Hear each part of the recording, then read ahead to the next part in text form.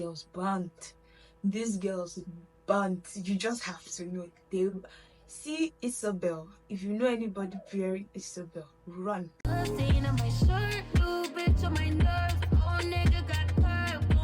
Hello guys, it's Bolanle and welcome to my YouTube channel. My name is Bolanle Godwin. If you're a first time viewer, welcome. And if you're returning, hello subbies, hello babes, hello guy. How are you guys? So disclaimer, it's the last video of the year. Like after this I have signed out for 2023. Please tell me I tried now. Like I know I was so inconsistent and many things, but I'm going to take back myself up the shoulder because it was not an easy year, and we thank God it is finally coming to an end with a lot of good news, improvement, changes. It's just like after observing most of my vlogs, in case you've not watched my vlogs, after you're done with this, go and watch them. They are mostly interesting. Mostly, not all, but mostly interesting. Because I have a boring introverted life, so I'm just like, sometimes they are, but you should do that. So today's sit down video is to put you on some books that I actually read and liked this year. So in my past vlogs, I noticed that there was almost no vlog where I didn't have a book haul or a book I got, and I just think it would be not right of me to end the year without telling you guys how I feel about these books, because I tend to hype books. Like I find books beautiful. It's just like looking at a fine girl. You might not know anything about her, but I get attracted to books by first glance, if you understand what I mean. So now that I have opened them up and seen what they're about, I want to tell you if they're actually worth the hype, if they're actually beautiful inside and outside, or they're just couple fine.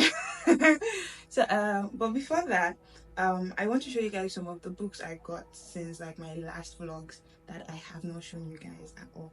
I'll be telling you where I got the books from and probably their amount if I remember. So let's get into it.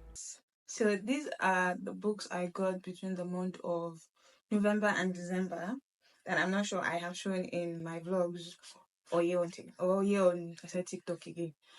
Here on YouTube. So yeah, I think TikTok has seen it, but I don't think YouTube has. So these are so the first one, this beautiful yellow black book is titled "We Are All Completely Besides Ourselves." That was a mouthful now that I'm seeing it, but yeah, We're All Completely Besides Ourselves by Karen Joy Fowler.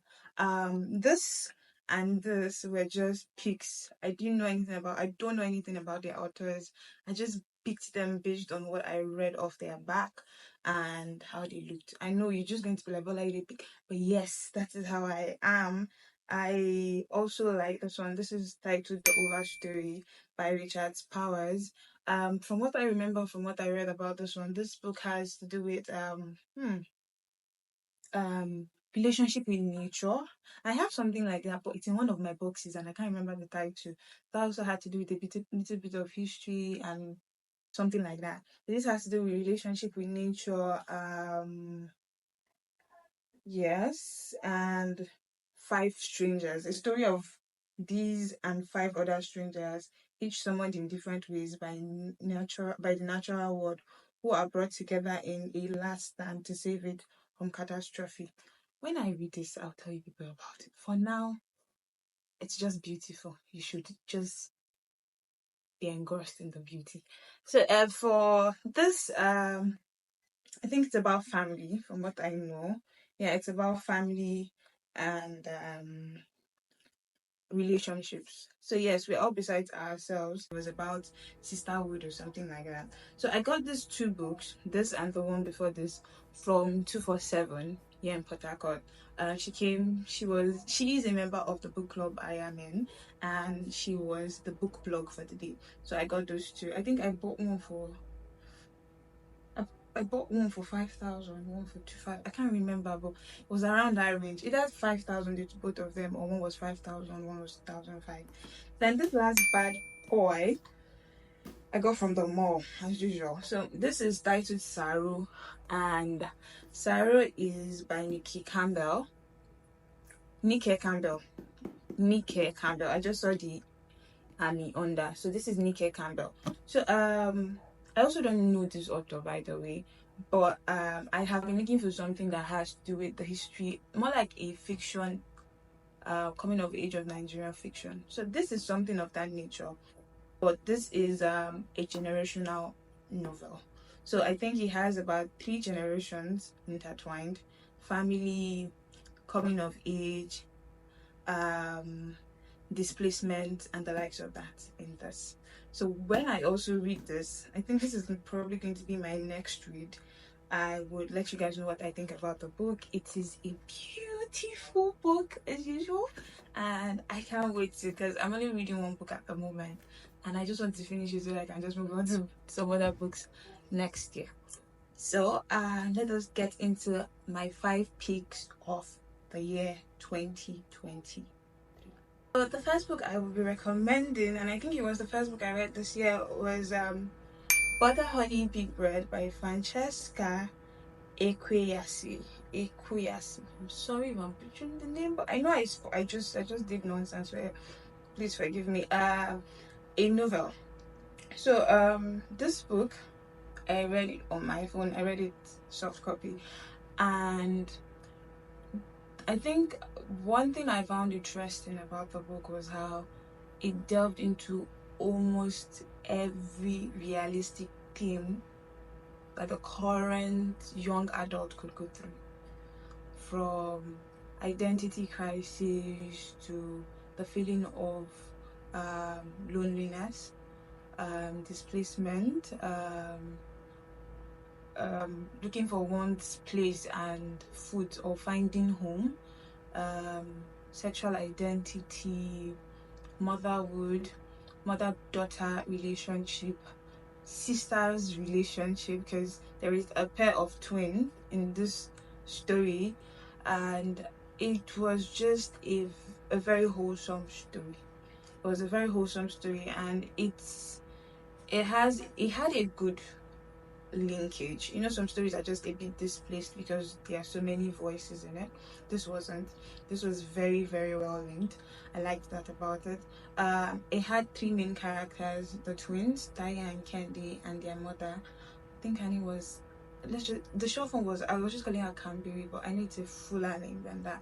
So Canberry, and it has other physical, spiritual themes like the theme of Ogbanje, where or Abiku as we call it in the Yoruba side. I think the mother was the one who had that that story. It was a wholesome story of the mother, and then how her life was always surrounded about the fact that she was a spiritual child, and people she loved tend to leave her. So her mother left, her father died, her husband died. Am I giving too much into the book? But yes, it's a very wholesome book. I think I would rate it a 4 out of 5. It kept me interested to the very end. My most interesting character, the character I was most devoted to, I feels like I can't speak anymore. It's been so long I sat down to do something like this. Is Tai. So Tai had a very interesting personality. She reminds me a lot of myself to some extent. She has a very challenging, adventurous personality. And Kende had struggles like weight gain, different physical difference, getting a partner, I think a case of infertility or fertility, and a lot. So, like I say, it's a very wholesome book, and I really loved the read. It was a very quick read for me. Maybe I used this read era, so it came a bit the print form is not so bad. It's just like a typical notebook. I don't read in this font, don't worry, especially not without my glasses. But it came in this, so it's not too bright, it's not too bad. It's just like you, if you get into the flow, you can go with it. So that is for book number 1. I would say you should read it. You should read. Book number 2 is still a current read of mine. I know when I said the last book of the year, this book is my last book of the year. So the title of this one is The Bandit Queen, by Parini Sheriff. Yes, she's an Indian stroke American author. I think this is her debut novel. this book, I just could not leave it out. I'm sorry, like I have not finished it, but I could not leave it out. You know, when a book has very important theme but finds a way to keep a light note. And that is what this book is about. It is talking about very serious topics that affects lives even in present day. But the author found a way to keep the tone really light, gave us really likable and lovable characters, and still was able to pass the message, or is still passing the message in my regards, because I am still reading it. I'm like half past the book now, but I would rate this book a 5 out of 5. It has everything you would be looking for. It has love, it has oppression, woman oppression, there is physical and sexual abuse, it has isolation, discrimination, or you know, when the time where one truck takes attends to the entire village. That's when this book was set. I would just have to look for the time in India this was probably set and just put on the screen. But it was set in a very sensitive time where people were beginning to discover themselves. Women were beginning to take ownerships and like find themselves, become property owners, become independent women, or business women, or like-minded things like that. So the characters of the book go from very independent women to, like, the women are the like main characters either ways. You should know that. Also, one thing I want to also say, that the title of the book is gotten from another movie called The Bandit Queen. So the Bandit Queen is actually from another Bandit Queen. The main character draws reference from the Bandit Queen, the movie, in order to position her life.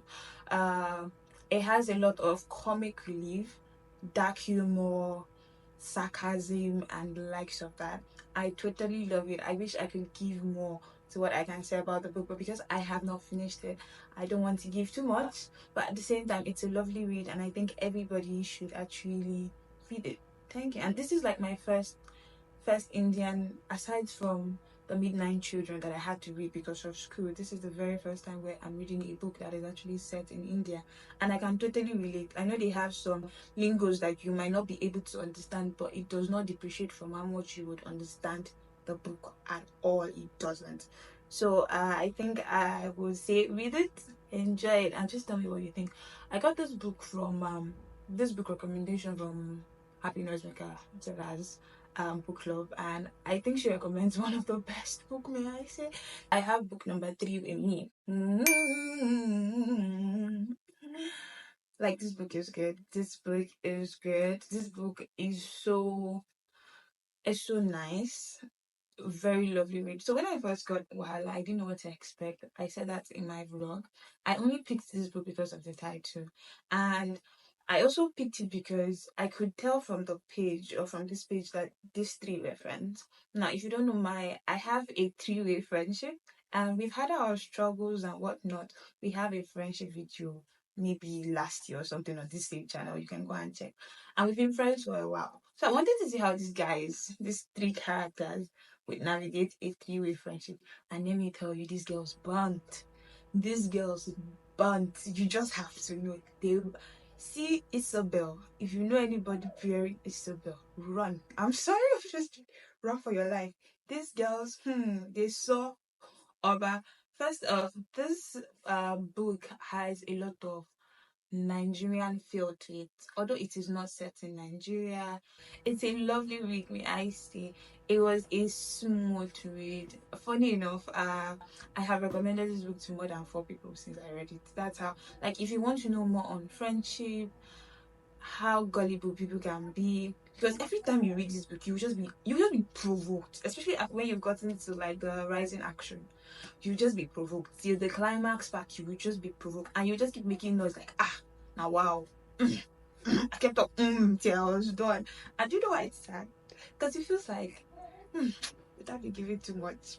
The villain didn't get what she deserved, guys. This book, it's not really a cliffhanger, but the villain didn't get the justice I wanted this babe to get, because she destroyed way too much. If you want a full-on dramatic Nigerian dramatic book, Secret Wahala. The title fits it completely. It sets three friends, Simi, Boo, and Ronke on fire. And the character I empathized with the most in this book was Ronke. She received so much backlash for her weight, for her choices in men. Oh God, like the babe just suffered, and I felt really sad. She was usually exempted, and I think she was also like, she was equally the bearer of good news. Everything was just always on Ronke's head. Like, if you have a three-way friendship and you have a Ronke in your group, please pray for them. Like, this babe went through a lot. I felt so bad. And apparently, she, you know, when you even think, oh, just your present day is messed up, and then you discover your past is as messed up as your present day, because you now discover your parents are not who you think they were. Ugh, Ronke had it hot. I'm sorry. That's all I can say. I would rate it a 5 out of 5. I heard it's been adapted. I can't wait for it to be. Although now that I have read it, I don't think it can match up to the drama of almost 300 pages. But okay, what is that? Almost almost 400 pages, guys. But it was a very sweet and interesting read for me. I just finished this one 2 days ago, and I cannot even smile and talk about this book. Although I am so happy that this one is not necessarily a novel. I got this book when I had a book hangout earlier this month, and I got one of my novels swapped for this. And I remember when I asked her, she just told me it is an in-depth book. She told me it was a memoir, and it would just take me on a journey, and she was not wrong.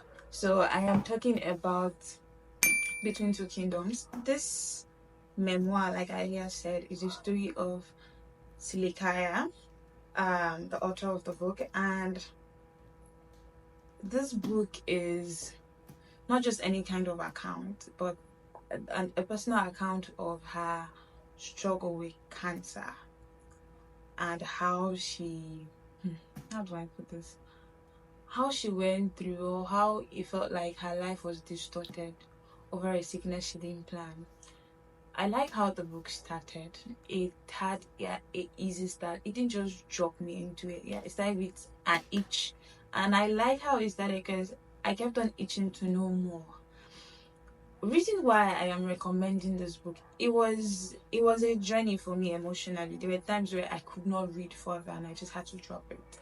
But cancer is a menace that is spreading to every part of the world, and it's just so sad that not everybody we know would be able to put their thoughts in writing like this. Not everybody we know will be able to put everything they will go through in writing like this. But many of us have relatives who are cancer patients, or friends who are survivors of cancer. Like in almost every family, you would at least know one cancer patient or the other. Reading this book just gave me a peek or an insider to what these people go through on that bed, on their beds, where you just don't even have an idea. And I think we can, I don't want to use the word sympathize, but I think we can empathize with what they feel by just reading this book. So this book is in 2 parts. It takes us on the journey of how she discovers her diagnosis. Her treatment was a 4 years journey, and then how she comes back into the world of wellness.